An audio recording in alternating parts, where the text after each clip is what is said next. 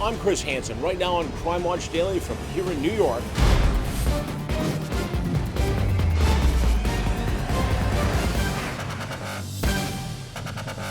A young woman driving home in the early morning hours mysteriously vanishes. It's mind-boggling. It is mind-boggling. The only clue she leaves behind, one final text. It said, OMG, just got pulled over again. But her family's about to learn Toni Anderson has been living a double life. Were you surprised? Yes. A secret boyfriend, a secret job. And was Toni being watched and tailed by a cop? A lot of people start thinking police imposter or rogue police officer. Michelle Sagona with the final surveillance video of Toni's car and what could be The key to deciphering her last known whereabouts and moments. Plus, prosecutors say she's the evil brains behind one of America's most infamous murder-for-hire schemes, accused of hiring a hitman to kill her husband. Sure you want to kill this dude? I'm positive, like 5,000% sure. An undercover officer, a reality TV crew, a fake dead body. Okay, I'm sorry to tell you, man. He's been killed. Today, the new chapter in the crazy case of Dalia Dippolito. To this day, she has not served any substantial time whatsoever. Right now, Andrea Eisenser with Crime Watch Daily. Jason Matera with Crime Watch Daily. this I'm Elizabeth. I'm here with Crime Watch. I'm Michelle from Crime Watch Daily. Anna Garcia from Crime Watch. is Crime Watch Daily. Stay off my property. We'll find you again. We always do. Welcome to Crime Watch Daily, everyone. I'm Chris Hansen. First up today, a mystery after midnight. A young girl sends her best friend a frustrated 6-word text message. Who knew it would be her last? Michelle Sagona is in Missouri with details. Toni Anderson is driving along a Kansas City highway in the early hours of the morning when her phone suddenly goes dead. The GPS in her car disconnects and she mysteriously vanishes without a trace. It's mind-boggling. It is mind-boggling. So strange and inexplicable that it seems like she's fallen off the face of the earth. Or she's been abducted by aliens. Even the cops are scratching their heads. I can't explain why we haven't found her yet, and more specifically why I can't find her car. And the only clue baffled police have is Toni Anderson's last words, sent in a text message to a girlfriend just minutes before she fell off the radar. It said, OMG, just got pulled over again. Leaving cops confronted with the unthinkable possibility that one of their own might be responsible for Toni's disappearance. A lot of people start thinking police imposter or rogue police officer at that point in time. It's now nearly 2 months since Toni went missing, and her mother's heart breaks a little more each day that passes with no sign of her 20-year-old daughter. I was very blessed to have her, and she just was the best kid. I just loved her. I love her so much. Awesome kid. It's just every parent's dream. She's everything to us. She loves to have fun. She loves to travel, do yoga, eat. We love to eat. She's the person that makes friends everywhere she goes, or like runs into somebody that she knows, just because she has friends everywhere. Toni always loved music and writing. She just could tell a story beautifully on paper. I mean, just beautiful things. Toni was already making a living at it while she was still in high school. But she'd travel all over the United States, attending the electronic music festivals and then blogging for the shows. And after graduating, Toni went off to college to study journalism. Toni Anderson left her life in Wichita, Kansas for a new chapter here in Kansas City, Missouri. It's in this area where she started a new job and where she was getting ready to start her college classes. But to help fund her studies at the University of Missouri, Kansas City, Toni had been living a secret life. Never daring to tell her parents she was working as a scantily clad cocktail waitress at an exotic dance club called Chrome. You guys didn't know about that? We did not. When did you find out about that? When this all happened. Were you surprised? Yes, very much so. But Toni had confided in friends Carly and Roxy, who visited her at the club. I wouldn't even say strip club. It's an exotic nightclub. The laws in Missouri are such that if you have a bar, you cannot also have nudity. It's like a lingerie, like... The dancers there are more of like go-go dancers than anything. Why do you think she didn't tell her parents about that? Oh, you know, just like probably the nature of what people assume, what everyone assumes. Just from a smaller town, you know, with small town values, and she didn't want to disappoint anyone. Her job wasn't the only thing Toni kept secret from her parents. You know, there were some other details, some other things that they learned about her that I think were quite surprising. Yes. Among them, that Toni's roommate, Pete Sanchez, was in fact a live-in boyfriend she met back in Wichita and had been with for nearly 2 years. Why do you think she kept those things from you? Well, I had asked Pete, I said, why would Toni not tell? And he said, well, Mrs. Anderson, I think she thought that you wouldn't approve. It doesn't matter to you. I could care less. That you were roommates, as you long lived as she's together. happy. Toni's friends Carly and Roxy knew about Pete from the start, but were surprised the relationship became so serious. I think it was unusual for her just because she's not really the relationship type. She doesn't get super attached to guys. But they say Toni and Pete were deeply in love. She like found something she likes in Pete. I don't know, it almost seemed like they're perfect for each other. However, Carly says Pete did have some reservations about her working at an exotic dance club. I know he didn't like her being out late, but it wasn't necessarily the lifestyle or the type of industry or anything.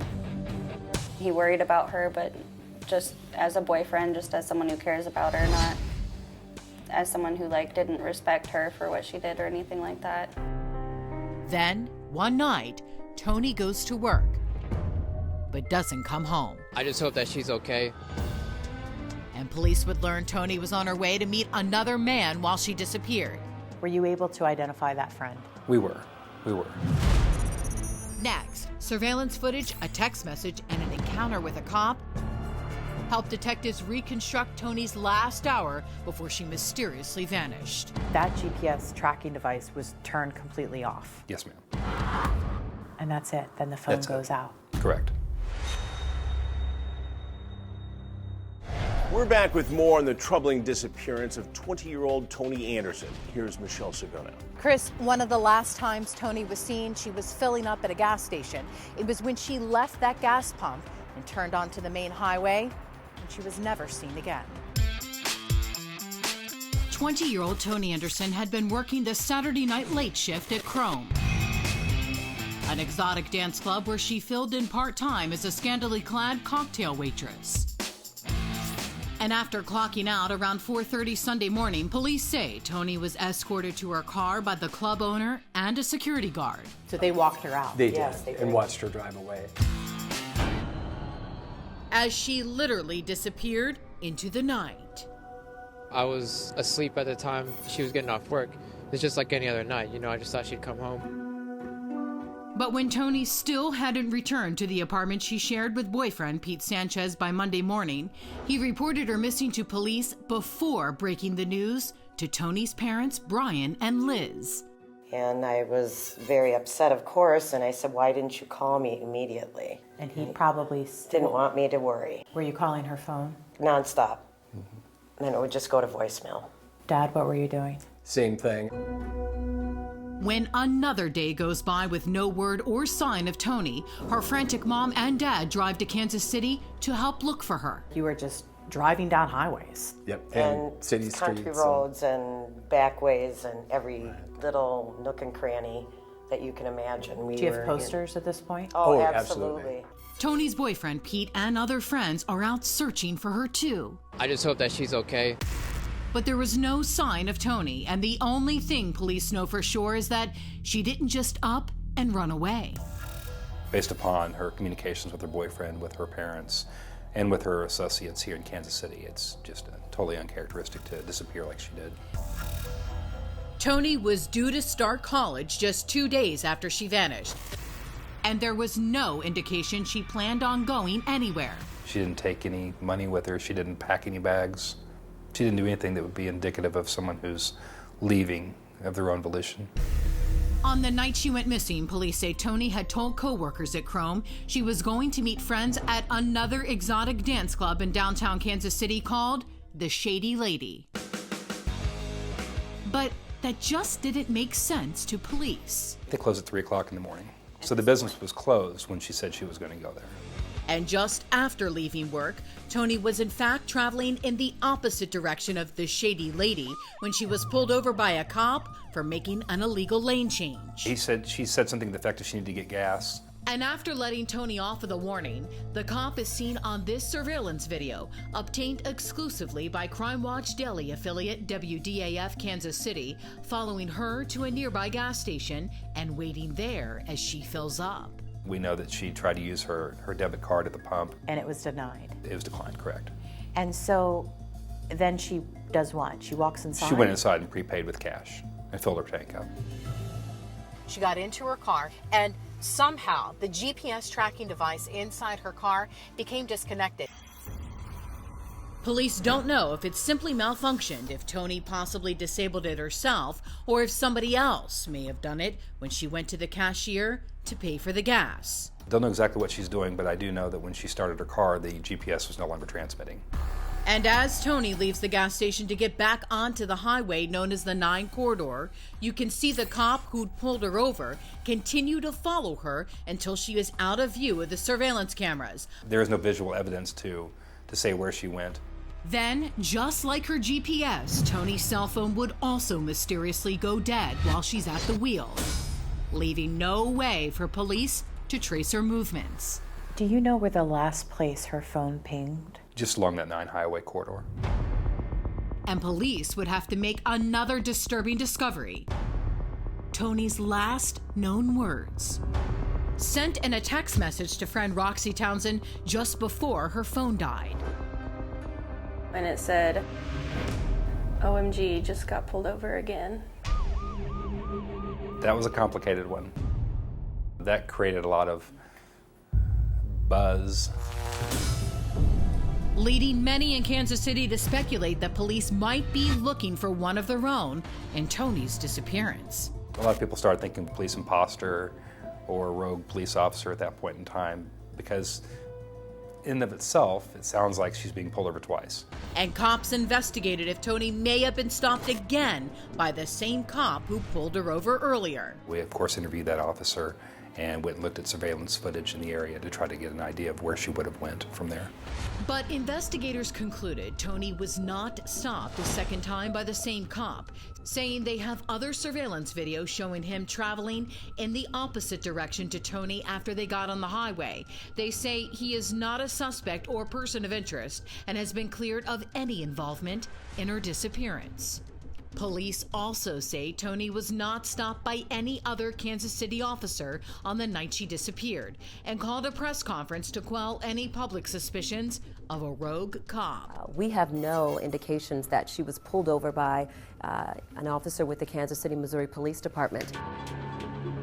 And Sergeant Caldwell says phone records and this surveillance tape would ultimately show that Toni was still at the gas station when she sent the text. You do not believe, based on your investigation, she was pulled over a second time? No. But as they search for Toni, police would find something else in her text and phone records that caught their attention. Communications indicating that when Toni disappeared, she was actually on her way to meet another man, a co-worker at Chrome. Were you able to identify that friend? We were. And is he cooperative? Yes. Was he forthcoming with information? Yes, he was. Did he yield any new clues for you? No. Do you know for certain she never made it to this friend? Based upon what the investigation has revealed, yes. I can say with the utmost certainty she did not go to that location. Police aren't saying if Toni's boyfriend Pete was aware she had a male friend at Chrome. Has he been cooperative? Yes, he has. He's been very involved in social media trying to generate leads. Is there anyone not being transparent with you? I think there's probably a couple people in the investigation that maybe have a few secrets of their own that they don't want to share yet. I wouldn't say they're not being transparent, but they're not showing everything. So now, nearly 2 months after Toni Anderson disappeared, cops are no closer to finding out what became of her. Why is this case so mysterious and so strange? I can't explain why we haven't found her yet, and more specifically why I can't find her car. Police here in Kansas City, Missouri confirmed to me that they have gone through all of Toni's financial and phone records and that they are waiting for her iCloud information. They're thinking that maybe there was someone on the iCloud she was messaging with that they don't know about. I think that the cloud is the key to deciphering her last known whereabouts and moments. And Toni's frantic parents are literally praying their daughter will be found alive. Honestly, through the grace of God is the only thing that is maintaining us. And we are determined to help this family get some answers. So now we need your help.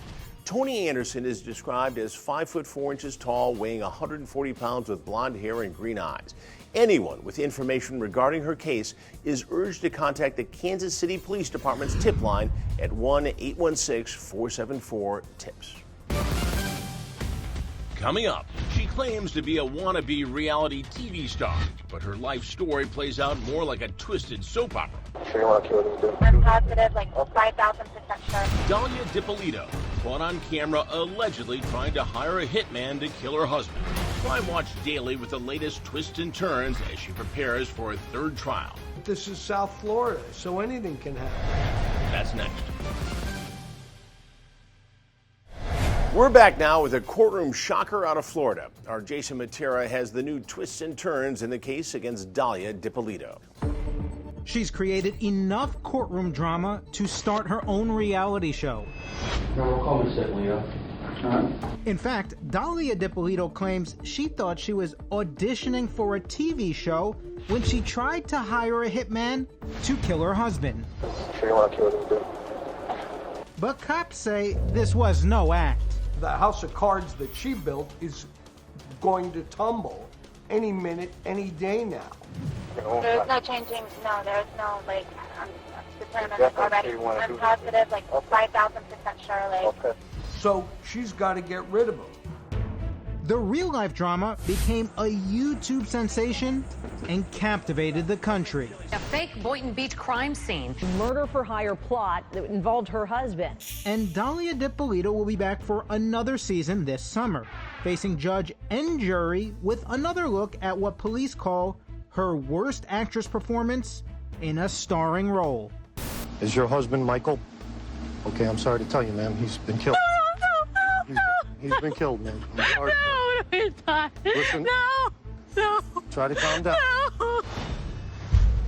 Boynton Beach, Florida. Michael Dippolito is a guy working hard to get his life in order. He's an ex-con fresh out of prison for running a phony investment scam. But after meeting Dalia on an online dating site, he falls into a whirlwind romance that will reach Katrina-like proportions. He called her up, made an arrangement. She showed up at his office. He liked what he saw. Within a short period of time, he divorced his wife, and he found himself married to Dalia. Reporter and crime writer Mark Ebner has worked closely with the lead prosecutor in one of the most bizarre cases in recent Southern Florida history. Dalia Dippolito was described to me by a court-affiliated forensic psychologist as a sociopath. Ebner says Dalia is a woman who knows where she wants to go in life and wastes very little time getting there. He claims after the honeymoon, her next destination is Michael's bank account to the tune of $240,000. She put her claws in him so fast, in a 6-month time span, managed to take all of Michael Dippolito's money. She managed to get his home deeded over to her. According to Ebner, there's only one solution. Michael must go, dead or alive. The progression towards trying to have him killed involved trying to set him up with having someone plant drugs on his vehicle, setting him up with scrapes with the law, trying to get him to violate his probation so that he would be back in prison for decades, and she would have everything. Dalia doesn't give up easy. The flowers from her wedding are still alive when court records show she approaches a former boyfriend to get advice on terminating her husband. His name is Mohammed Shahada, a part-time actor and convenience store owner. She asked Mohammed if he could find her a guy who would get the job done, i.e. a hitman. Cops believe Dalia is serious. When Mohammed hesitates, court records show she walked into the street and made a proposal to a total stranger, a local gang member who seemed more than willing to help. She jumped in his car and they went and scouted out the house. They get back to the location. But the gangster reportedly has second thoughts. Said, whoa, this is crazy. And he was sort of backing off on the whole plan. Ebner says Mohammed realizes he may be dealing with a woman who is a bit unstable. He does the right thing and pays a visit to the Boynton Beach Police Department. He says, I know this woman, she's trying to have her husband killed. Ultimately, they said, look, you're going to have to help us with this. Detectives put a wire on Mohammed and a pinhole camera in the back seat of his car. Then they sent him off to meet Dalia. This is the actual undercover police recording. Okay, after he kills him, whatever, your mom and all of them are not gonna, like, his mom is not gonna get suspicious of you or anything like that? Why me? Like, killing somebody? Come on. Nobody's gonna be able to point a finger at me. Mohammed tells Dalia the gunman needs some money up front. I brought $1,200. Like, that's all I brought. George, like, I'll give you 20 once it's done. And after Dalia leaves the car and the coast is clear, cops call Mohammed on a speakerphone while he's still in the car. Hello? Mohammed? Yes. Where's she going? To get the money or what? No, she gave me the money. Gave you the money? Yes. Not only did they have her soliciting the murder of her husband verbally, they had her handing Mohammed cash in order to pay a hitman with. So she was dead to rights on the solicitation right there, but it just gets deeper. Police up the ante. They send in undercover officer Witty Jean posing as a hitman to seal the deal. When it's done, you know, you have to have an officer change your money. No, there's no, like, I'm determined Definitely already. you wanna I'm do positive, like, Okay. 5,000% sure, like, Okay. no, when I say I'm going to do something, I'm going to do it. She even throws in a hefty bonus to have Michael gunned down in public. I'm going to be going to the bank on Wednesday. I don't know if, you know, yeah, I don't know if that's public for you. And he's leaving the house by 8:30. He's going to go get $10,000. Yeah. I could do it like that, but it is public. I'll get the money. But the thing about it is that it's a harder getaway. She's saying, you know, well, I'm not giving you much money up front, but guess what? If you cap my husband in front of that bank, help yourself to the 10 grand. But the hitman has a better idea. He wants to take Michael out at home. All she has to do is give him the keys and disappear. He's going to have to be at the house. You know, he gets two in the head. That's it. You know, I take a couple things with me, break a couple windows, make it look like a robbery that went bad. Dalia has to think about it. She's not sure which is worse, a dead husband or having a stranger in the house. So, about the key to the house. I found out that I didn't make a copy of it. Because I wanted to talk to you about Wednesday to see if Wednesday was going to work out better. Here she's hired a hitman that she doesn't even know, and now he wants to get in her house. Well, we get to see what she's made of shortly thereafter. Next, it's Dalia's reality show world, and Michael's gonna die in it, leaving a shocked widow and a shockingly bad actress. He's been killed, man. I'm sorry. it's not. We return to today's Crime Watch Daily investigation, making a murder plot. Dalia Dippolito was just caught on camera allegedly hiring a hitman to kill her husband. It sure seems like an open and shut case.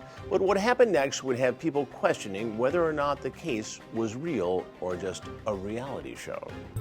The deadly deal is done. Sure you want to kill this dude? There's no changing, no, there's no, like, I'm determined already. I'm positive, like, 5,000% sure. After making arrangements with an undercover cop posing as a hitman, police say that Dalia Dippolito is fully on board. She believes that her husband Michael will be shot dead in the home she shares with him early on the following Wednesday morning. He gets 2 in the head. 2 to the head. Boom, boom. Right there. So now they have her re-soliciting for murder with an undercover hitman. And still, the story gets deeper and darker. Crime writer Mark Ebner co-wrote the book on the case called Poison Candy with lead prosecutor Elizabeth Parker. He has pored over all the evidence, testimony, and police reports. And it all adds up to a chilling story. So she agrees to get out of the house. She makes the house accessible to the hitman. But don't forget, Dalia is also worried about having a strange man in the house. She thinks that he's a killer, which is fine by her, but he might also be a thief.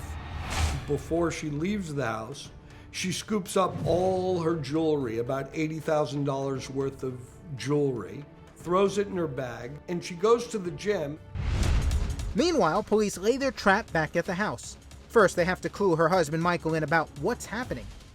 He is home in bed recovering from liposuction surgery. Later on, he will describe his reaction to a judge. I obviously looked like I was in shock or something, and that's when the guy blurted out, "Listen, you have to come with us. Your wife's going to have you killed today." Well, I stood there and I kind of looked around, and I see a bunch of cameras in the bushes or wherever, and I just kind of said, "What the hell is it?" Like, I couldn't figure out what was going on. Outside on the street, police have already set up a true-to-life crime scene, as if Michael is already dead in the house. Michael Dippolito's reaction was one of utter shock. He felt like he was walking into an episode of Cops, and guess what? He was. It's true. Police have invited a professional TV crew from the show Cops to make sure they get it all on camera. When everything is ready to go, an officer on the scene makes a call to Dalia. Ma'am, I need to talk to you. It's very urgent when you come home. It involves your husband. There's been an incident. Okay, can you come right back to your residence, please? Yeah, I'm leaving right now. Is she okay? Ma'am, I'll tell you everything you need to know when you get here, okay? Thank you. All right, bye-bye. A seemingly very worried Dalia arrives in minutes. And what happens next should be in the murder for hire Hall of Shame. Listen, we had a report of a disturbance at your house, and there were shots fired. Is your husband Michael? Okay, I'm sorry to tell you, ma'am, he's been killed. He's been killed, man. I'm sorry. He's not. Listen. No. Try to calm down. Listen, right now we need to get you to the station. We need to get you to our police station. I can't let you stand, man. We have to do our job. It's a raw emotional scene. Unless you're seeing it through the eyes of someone who really knows this case. Before he even gets the word killed or shot out of his mouth, he's been killed. He's been killed, man. I'm sorry. No, he's not. She's got her head on his chest. She's falling over. Who he's connected to. Don't worry, we've already taken care of your dogs with animal control for right now. All of a sudden, it gets really strange because she doesn't really have much concern for the welfare of her husband as much as she's worried about her dogs that are in the house. Police take Dalia back to the station and sit her down. They start by playing along, asking if her husband had any enemies who might want him dead. When we got there, your door was wide open. He was found in the bedroom. He was shot twice in the head. He wouldn't open the door unless it's somebody that he knows. I want to know if you know this guy. Come here. They bring in a special guest. Bring this guy in here. It's undercover officer Witty Jean, still in his role as the hitman. You know who this guy is? You've never seen him before. Do you know her? Put your head up and look at her. Put your head up. What were you doing coming out of her house? And suddenly it's the cops who drop the act. They are done playing around. You're going to jail today for solicitation of murder. You're under arrest. That's an undercover police officer. We filmed everything that you did, recorded everything that you did. You're going to jail for solicitation of first-degree murder of your husband. I didn't do it. Did you hear what I just told you? I heard what you said, and I didn't do anything. And this was her mantra throughout the entire conversation. I didn't do anything. I didn't do anything. What do you want to do here? I didn't Dalia? do anything. Listen to I me. didn't do anything. You're going to I didn't jail. do anything, please. I didn't do anything. Can you stand up? Stand up, please. We'll go ahead and arrest you for solicitation of first-degree murder. No, please give us confidence, please. I did it. How's it make you feel he's still alive? I didn't do anything, and I didn't plot anything. I'm gunshot. Even when she gets the opportunity to call her mother, the song remains the same. I didn't do anything. I didn't do anything. You did. I know you didn't. I know you didn't. Okay, well, they showed me pictures. They showed me a tape on the... I did not do anything. They told me Mike was dead. They were at my house this morning. And then I left with the officers. How many times did I tell you to leave that guy? How many times did I tell you that? Next, the Dalia Dippolito show comes to you straight from the Palm Beach County Courthouse as she goes on trial for solicitation to commit first-degree murder. And a very much alive Michael gets his own camera time. I feel sorry for everybody that's in here crying. But you know what? I gotta feel sorry for myself. Not only does Dalia Dippolito have looks to kill, police say she also has murder on her mind. Allegedly hiring a hitman on camera to murder her husband. Now she's headed back to court, and here's a little hint of what's to come. Prepare to be shocked. Here's Jason Matera. It's the #1 murder for hire hit video of the year. Is your husband Michael? Okay, I'm sorry to tell you, ma'am, he's been killed. Dalia's acting job when she is told about the supposed murder of her husband is a YouTube sensation. But as you'll see for yourself, the decision by Boynton Beach, Florida police to release the video could come back to haunt them. But for now, court watchers get ready for the big third act of Dalia's reality show, as her attorneys try to get her out of the mess she has created for herself. In her evil, warped mind, the only option is to murder him. And when we call it Dalia's reality show, we're serious, because that's exactly what she calls it herself. In fact, it is the keystone of her defense. She did not testify at her first trial, but a following court appearance, she takes the stand and reveals part of her strategy. And now you come into court and your whole goal in this thing was to get publicity. Is that true? To become a reality TV star? I'm a lot tougher than what I look. I know you. That was part of the script too? Yes. You heard that right. Dalia says she and Muhammad, and yes, even Michael himself, were only putting together a tape to pitch a reality show, and that they used the cops to play along. And she thought it was a reality show? Where's the production company? Where's the script? Where are the actual cameras? There's none of that. And Muhammad told you to say that I'm a lot tougher than I look? I had to go in that meeting with Biddy Jean, and as though, that's what I wanted to have done. This is a product of her own imagination, and it's unfathomable that she thinks she can hang a defense on that. None of it was real. I had no reason to believe that he was going to get hurt. So this is part of the script as well, right? But in reality, Dalia says nothing about any such show when she has Michael on the phone after her arrest. There's no discussion about reality shows, only Dalia's very real situation. Just give me time so I can talk to you. What did it say? I saw it. I heard it. I saw what you saw and I heard what you heard. Okay, what the you said you wanted to have me killed. I heard that. It's not true. How is it not true? Why would you meet a guy in the parking lot and hand him $1,200 and say, yes, I want him dead? What could I possibly do for you? I don't get it. What could I do? You're not even trying. Trying what? I'm sitting here like a dumbass. Her old boyfriend, Muhammad, who worked as an undercover informant for the police, says it was no reality show. I brought $1,200. That's all I brought, George. I'll give you 20 once it's done. And Michael himself gets grilled about it on the stand. Did you ever try out for a reality show? No. Did you ever have aspirations to be on a reality show? No. Did you ever write a script for a reality show? No. Did you ever act out any scenarios with a defendant for a reality show? No.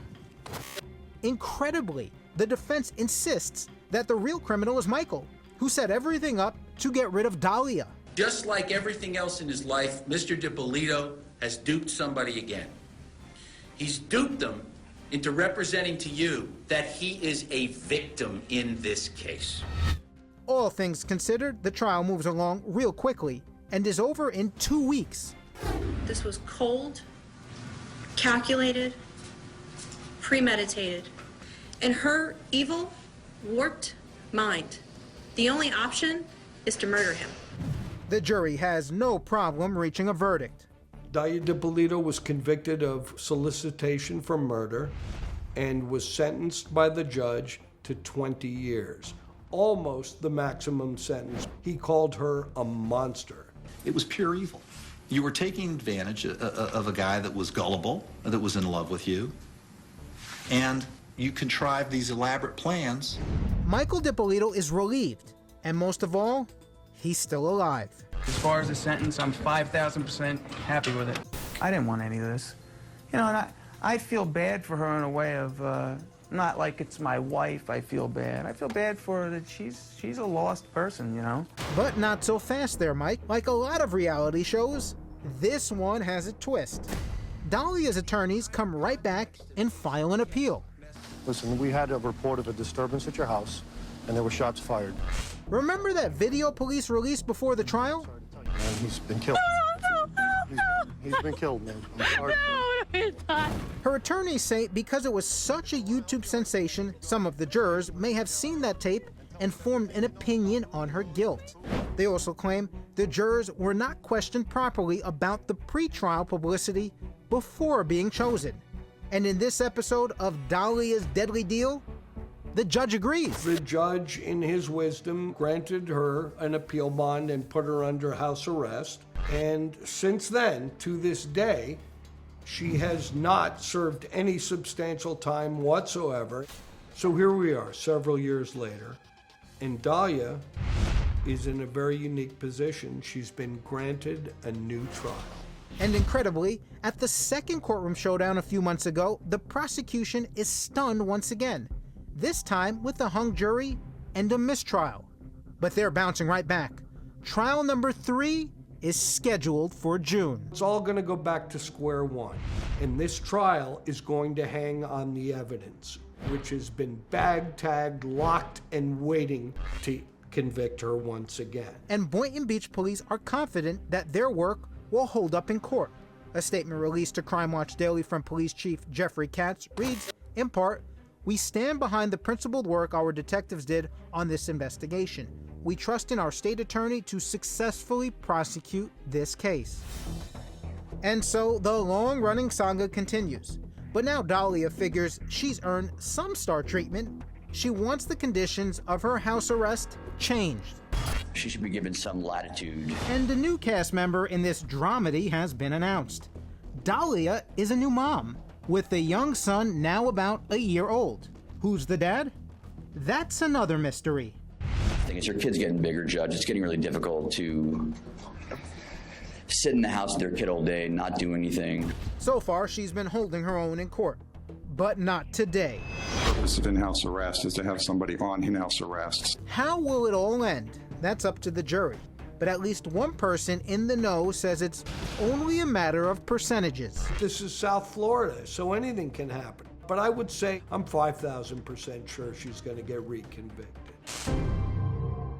Dalia was just back in court last week as prosecutors asked the judge to institute a gag order in this case, as well as remove her lead defense attorney, arguing that her lawyers are intentionally trying to influence the jury pool.